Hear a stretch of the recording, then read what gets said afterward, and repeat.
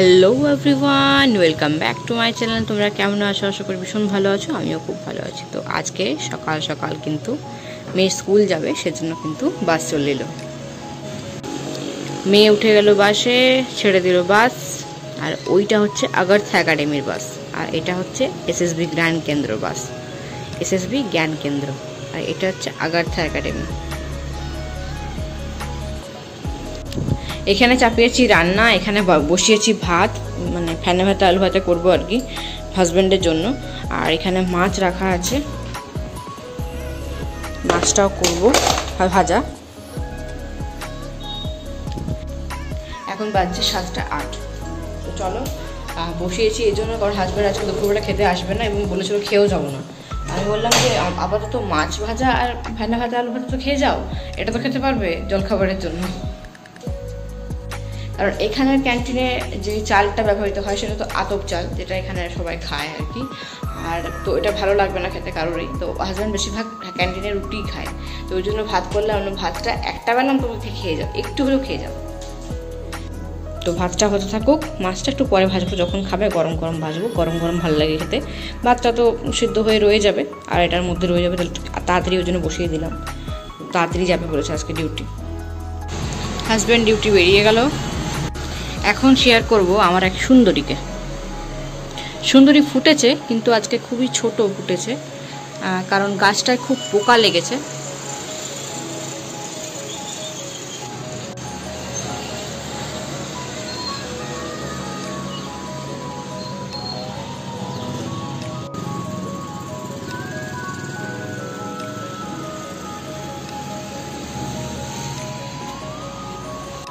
দেখা যাক নিম টিম বা অন্য কিছু দিয়ে গাছটার পোকাটা মারা যায় কিনা। পোকাগুলোর নাম হচ্ছে মেরি পোকা, যেগুলো গাছের জন্য খুব ক্ষতিকারক। তো আমার জাস্ট বাসন টাসন সমস্ত কিছু ধোয়াধুয়ি হলো, হাজব্যান্ড বেরোলো। দুপুরে রান্না তো করিনি, কিন্তু হাজব্যান্ডের জন্য একটু ভাতে আলু সেদ্ধ ভাত আর মাছ ভাজা করে দিয়েছিলাম, ওটাই খেয়ে গেছে। একটু পেঁয়াজ টেয়াজ দিয়ে ভেজে দিয়েছিলাম মাছ, এটা আলু ভাতটা ওটা খুব ভালোবাসে খেতে। তো খাওয়া হয়ে একটু চলে গেছে। দেখা যাক আমাদের এখন কি রান্না করা যায়। এখন চট করে বিছানাটা বাগিয়ে ফেলবো এবং এই ঘরটাও বাগিয়ে ফেলবো সুন্দর করে। বাগানো হয়ে গেল কমপ্লিট। চলো এবার ঘরটা ঝাড় দেবো। কটা বাজছে দেখে নি আগে। এখন বাজছে 9:45। আগে খেয়ে নি, তারপরে ঝাড় দেবো। লাইটটা অফ করে দিই। চলো আগে খেয়ে নিই খাবারটা। ব্লগটা এডিট করে নিই, ব্লগটা এডিট করতে 10-15 মিনিট লাগবে। এডিট করে নিই, তারপর খেয়ে নিই, তারপরে ঝাড় দেবো, ঠাট দিয়ে রান্নাটা বসিয়ে নেবো। পুজো করে নিয়েছি অনেকক্ষণ। আজকে একটা জবা ফুল ফুটেছিল, ওটাকেই ছিঁড়ে সব কালী ঠাকুরদেরকে, দুর্গা ঠাকুরদেরকে দিলাম। আর একটা ধুতরা ফুল কালকে তুলে নিয়েছিলাম, ওটা দিয়ে শিবের পুজো করলাম। চলো রেডি হবো। এখন বাজছে 1:28। কাপড় জামা যা কাচার ছিল সমস্ত কিছু কেচে মেলে দিয়েছি এখানে। এবার এখন যাব রেডি হতে, রান্না বান্না সমস্ত কিছু হয়ে গেছে। আজকে হাজব্যান্ড আসবে না, দিতে আমাকে যেতে হবে টিউশনে। চলো আমি আগে রেডিটা হইনি।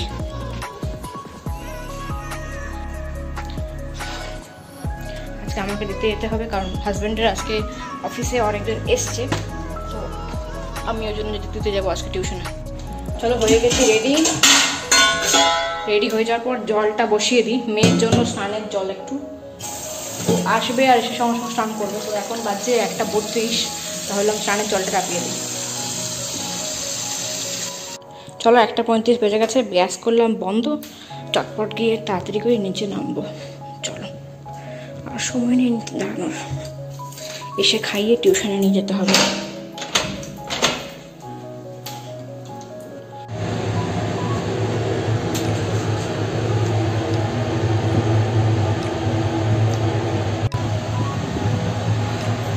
চুলটা খুব ভেজা আছে।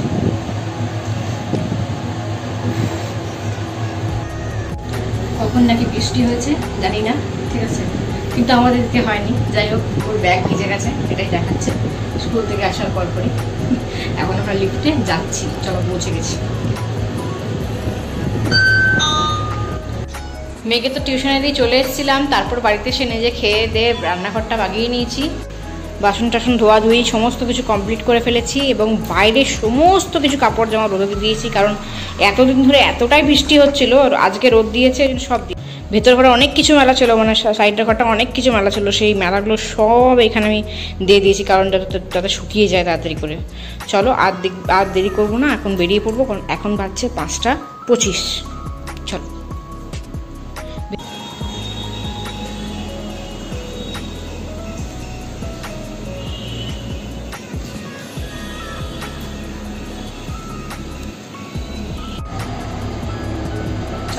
চলে এসেছি, নিয়ে চলে যাবো। এখন বাজছে 5:35। তো বন্ধুরা এখন বাজছে 10:05 এরকম 10। তো হাজব্যান্ড ডিউটি থেকে আসার পর বললো আমার বস আসবে, মানে অফিসের যে বস, অ্যাকচুয়ালি বস ঠিক নয়, দাদাই বসই, কিন্তু দাদা আমার দাদাই মানি আর কি। তো আসবে এখন। তো আসার পর থেকে কিন্তু হড়বড়ি শুরু হয়ে গেছে, রান্না বান্না করতে হবে। তো কী করেছি দেখা আগে, তারপরে বলছি কথা। তো এখানে আছে বাটার রুটি করে নিয়েছি, আর এখানে দুটো জিনিস আছে সেটা দেখাই। এখানে হচ্ছে আফগানি চিকেন, আর এখানে হচ্ছে চিকেন গ্রেভি, মানে চিকেন কষা বলতে পারো বা চিকেনের ঝোল বলতে পারো। চাপ করেছি, বেশি ঝোল করিনি। তো দাদা হচ্ছে আমাদের আমি যখন বিয়ের পর আমি আসানসোলে যাই, তখন কিন্তু ওই দাদাই সমস্ত পরিবার ছিল বলতে গেলে, সামনাসামনি ওরাই ছিল, বাড়ির লোকজন তো ছিল না সেরকম কেউ কাছে, তো ওরাই আমার বাড়ির লোক ছিল আর কি। তো এতদিন পর আবার দাদার আন্ডারে কিন্তু হাজব্যান্ড এখানে এসছে। তো সেই দাদাই কিন্তু অনেকদিন পর আসছে বাড়িতে, তো সেই জন্যই এত আয়োজন আর কি। চলো মেয়েকেও খাওয়াতে বসবো, কারণ 10:05 পেরিয়ে গেছে, এখনই ঢুকলো বলে।